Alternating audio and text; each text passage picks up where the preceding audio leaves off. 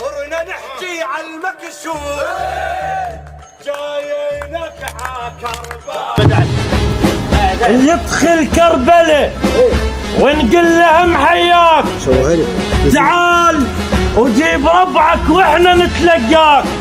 شرط ما حد يجيسك، لو تريد تزور تجي زاير نرحب بيك والوياك.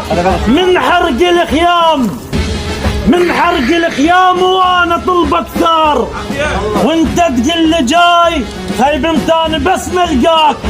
تجاي تهدم مرقد انت حسين فجأة وما تحس تلقى الزلم فوقاك. ياهل قشمرك خيب ياهل قشمرك وتصرح انت بهاي خيب بالمدافع وحقك نلزم الشباك.